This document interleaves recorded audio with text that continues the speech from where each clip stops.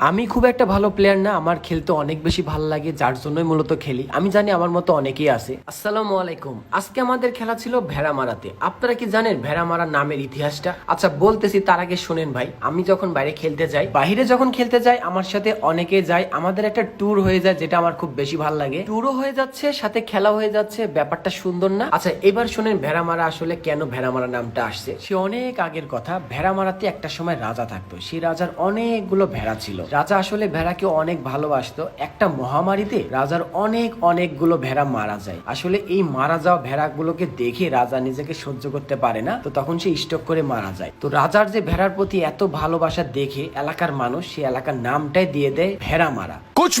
আচ্ছা আপনারা তো ভেড়া মারার ইতিহাস জেনে গেছেন, এখন শোনেন আজকে আমাদের খেলা ভেড়া মারা জিয়া মাঠে। এর আগের দিনও আমরা খেলছিলাম, আমরা জিতছিলাম। আজকে আবারও আমাদের খেলা। আসলে আমাদের বৃষ্টি বাদলের জন্য এখন খেলাধুলা খুব কম হচ্ছে, আমরা যেখানে পাচ্ছি সেখানে খেলতে চলে যাচ্ছি। আর ভেড়া মারার ওই মাঠটাতে পানি জমে না, যার জন্য খেলাটা আমাদের ভালোই হয়। তো ভেড়া মারা যখন আমরা যাই তখন আমাদের আসলে আমাদের ঈশ্বরদীর যে সৌন্দর্য আছে সেটা আমরা উপভোগ করতে পারি। যখনই আমরা দূরে খেলতে যাই তখনই আমাদের একটু বেশি ভালো লাগে, কারণ আমরা ঘুরতে পারি, প্রকৃতি উপভোগ করতে পারি, সাথে তো ম্যাচ থাকতেছে। এখন আপনারা বলেন আপনাদের ঘুরতে এবং খেলতে কেমন লাগে? আমি জানি আপনাদের অনেক বেশি ভালো লাগে, কারণ ভালো লাগবে না কেন? খেলার সাথে ঘোরা। লালন শাহ সেতু টোল ফি মাত্র 10 টাকা। এই 10 টাকা না দিলে প্যান খুলে রাখে। আচ্ছা একটা কথা বলে রাখি, এই যে আমরা বাইকে 3 জন যাচ্ছি, আসলে যারা বাইরে খেলাধুলা করে, বিশেষ করে অনেকে একসাথে যায়, তখন আমাদের না চাইলেও এই জিনিসটা হয়ে যায়, কারণ আমাদের সবার তো গাড়ি থাকে না। তো আমরা আসলে গাড়ি ম্যানেজ করি টাইনে মানে। তো যার যার গাড়ি থাকে তারা তো ধরেন একাদশে প্রথম চয়েসে থাকে, তো তাদের গাড়িতে দুজনকে তুলে নিয়ে যায়। অনেক সময় আমরা ধরেন হেলমেট থাকে না,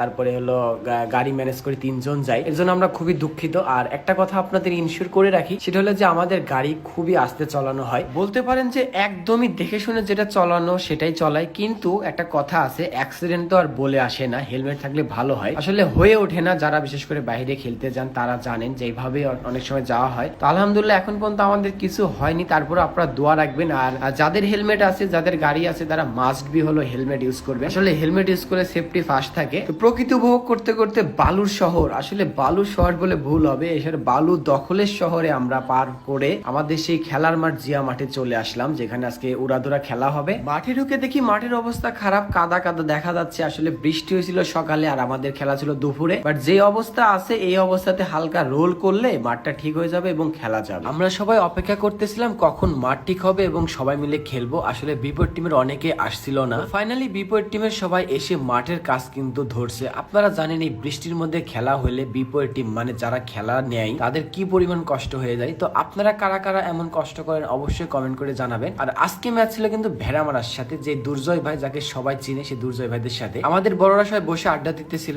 এরই মাঝে অপি দৌড় মারে কোথায় জানি গেল। আমি জানি কোথায় গেছে, আপনারা জানেন। তো বলেন তো আপনাদের টিমের এইভাবে কে দৌড় মারে? ভাই আমিও দৌড় মারি মাঝে মধ্যে। তো খেলা আমাদের শুরু হয়ে যায়, সবাই মাঠে নেমে যায়, আমরা ফিল্ডিং পাই, তারা টসে জিতে ব্যাটিং এর সিদ্ধান্ত নেয়। অনেক কষ্ট করে ম্যাচ শুরু করা হয়, কিন্তু খেলার মাঝখানে একটা গ্যাঞ্জাম লাগে, যার জন্য খেলা বন্ধ হয়ে যায়। তা বলতেই পারি ম্যাচ অ্যাবান্ডন ডিউ টু গ্যাঞ্জাম। ব্রেকিং নিউজ, আজকে গ্যাঞ্জাম উইন, ক্রিকেট লস।